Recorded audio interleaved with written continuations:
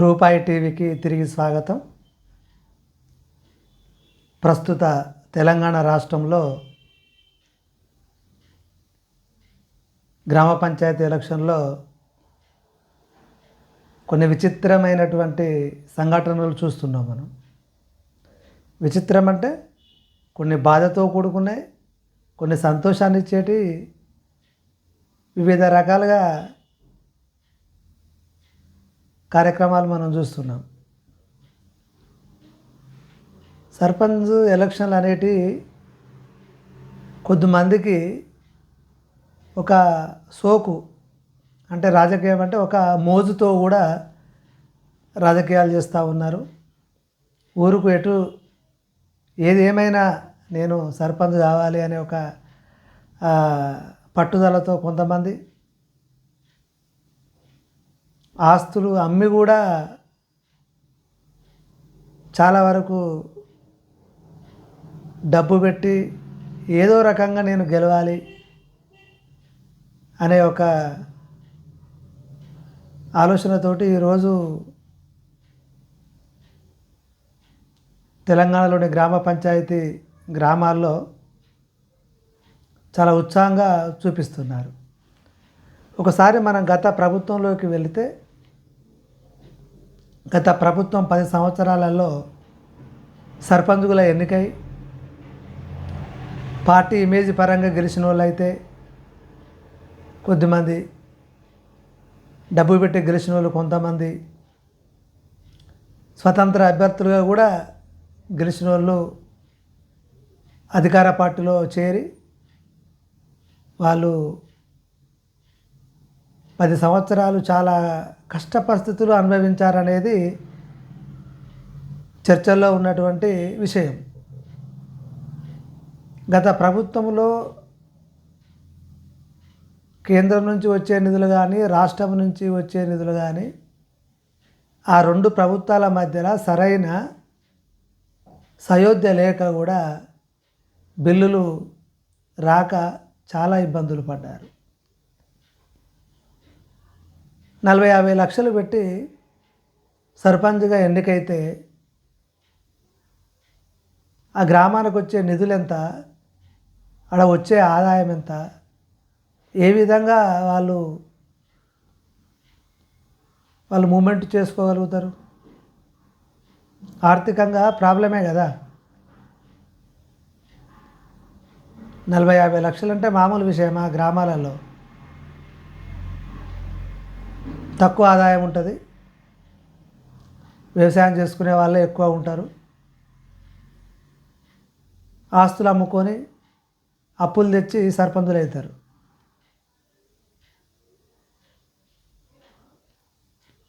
అలాంటప్పుడు గత ప్రభుత్వంలో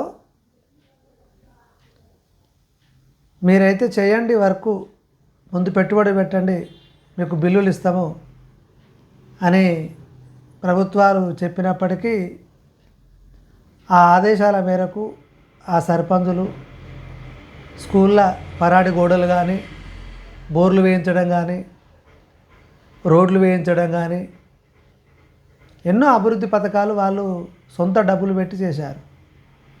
సర్పంచ్గా గెలవడానికి 40-50 లక్షలు పెట్టి మళ్ళీ గ్రామ అభివృద్ధి కోసం కూడా కొన్ని లక్షలు అప్పు తెచ్చి పెట్టి చివరికి వాళ్ళ ప్రాణాల మీదకి వచ్చి చాలా వరకు మనం గత ప్రభుత్వంలో చూస్తే అప్పులు ఎక్కువై చనిపోయిన సర్పంచులను మనం చూసాం, రోజు పేపర్లో చూసాం, టీవీలో వచ్చాయి. అయినప్పటికీ ప్రస్తుత ఎలక్షన్లో ఎందుకు మీరు గత ప్రభుత్వంలోనే ఇలాంటి మరణాలు జరిగాయి, బిల్లులు రాక చాలా ఇబ్బందులు పడ్డారు, సర్పంచులు చనిపోయారు చాలామంది, ఇప్పటికి కూడా చాలా కష్టాల్లో ఉన్నారు, మీరు ఎందుకు నిలబడుతున్నారు అంటే,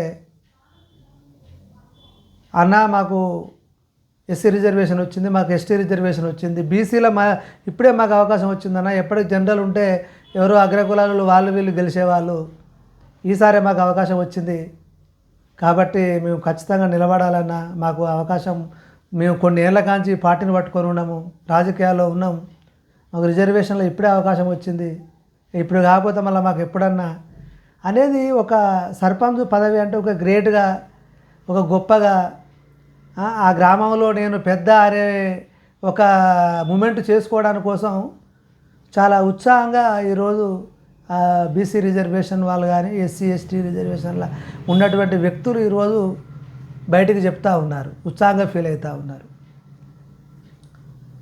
ఒకటే మాట, రూపాయి టీవీ నుంచి చెప్పేది ఏంటంటే, సర్పంచ్గా, వార్డు మెంబర్లుగా, ఉప సర్పంచ్గా మీరు పదవులు ఎంత మోజో, ఎంత ఇంపార్టెంటో మన ఫ్యామిలీ కూడా అంతే ఇంపార్టెంటు. గత ప్రభుత్వంలో అప్పుల పాలై నిధులు రాక పెట్టుబడి పెట్టి ఎలక్షన్లో పెట్టుబడి పెట్టి చనిపోయిన కుటుంబాల పరిస్థితి ఈరోజు చూస్తే చాలా రోడ్డు మీదకి వచ్చాయి. ఒక కుటుంబంలో ఒక ముఖ్యమైన వ్యక్తి చనిపోతే ఆ కుటుంబం చాలా కష్టాల్లో ఉంటుంది. ఆ పిల్లలు చదువుకోవాలన్నా మొత్తానికి రోడ్డు మీద పడడమే, వేరే ఏం లేదు ఫ్యామిలీ.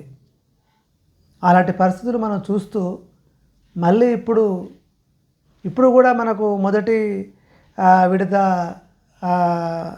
ఎలక్షన్లో కానీ రెండో విడత ఎలక్షన్లో కానీ మనం చూసాం, ఓడిపోయిన వాళ్ళు చాలా బాధతోటి ఇళ్లలో పోయి మీ దేవుని మీద, మీకు నచ్చిన దేవుని మీద ఒట్టేసి చెప్పండి, మాకు ఓటేసినవా లేదా మా ఓటు వేయకపోతే మా డబ్బులు మాకు ఇవ్వండి అని కొంతమంది, ఇంకొంతమంది చనిపోవడం జరిగింది. కొంతమంది సెల్ టవర్ ఎక్కి ఇట్లా రకరకాలుగా పూర్తి ఫలితాలు రాకముందుకే మనం పరిస్థితులు చూస్తున్నాం. కాబట్టి డబ్బులు ఇవ్వడం తప్పు, డబ్బులు తీసుకోవడం కూడా ఓటర్లది కూడా చాలా తప్పే. ఇవన్నీ మన అనుభవంలో చూస్తున్నాం. కాబట్టి డబ్బు ఓటుకు ఇవ్వడం కానీ తీసుకోవడం కానీ రెండు తప్పే. కాబట్టి ప్రజల్లో మార్పు రావాలి, అభ్యర్థుల్లో మార్పు రావాలి, నిజాయితీగా ఓట్లు అడగండి. గవర్నమెంట్ల నుంచి, అది రాష్ట్ర ప్రభుత్వమైనా కేంద్ర ప్రభుత్వమైనా వచ్చే నిధులను ఖచ్చితంగా అభివృద్ధి కోసం పనిచేస్తాం. ప్రభుత్వాలు ప్రకటించినటువంటి సంక్షేమ పథకాలు ప్రతి కుటుంబానికి చేరే విధంగా మేము ప్రయత్నం చేస్తాం.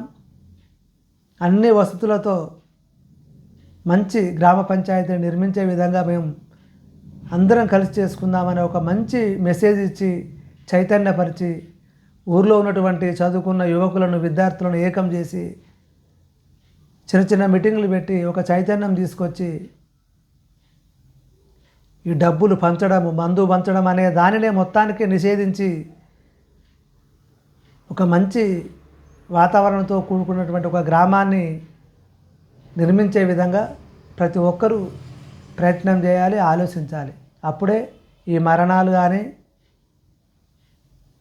ఈ ఇబ్బందులు కానీ, ఆర్థిక ఇబ్బందులు కానీ, చనిపోయిన కుటుంబాలు రోడ్డు మీద పడేటువంటి పరిస్థితి నుంచి మనం బయటపడాలంటే చదువుకున్న జ్ఞానవంతులు, యువకులు ప్రతి ఒక్కరూ ఈ విషయాలను ఆలోచించి, సర్పంచ్ అంటే ఏదో సోకు, ఏదో పేరుకో పోయి, ఏదో పేరు కోసం నన్ను గ్రేట్గా చూస్తారు, నేను ఊరికి పెద్ద మనిషిని అనే ఒక గొప్పగా ఆలోచించి ఆస్తులు అమ్ముకొని అప్పులు తెచ్చి ఆగం కావద్దని చెప్పి మరొకసారి ఈ రూపాయి టీవీ ప్రతి ఒక్కరికి విజ్ఞప్తి చేస్తుంది.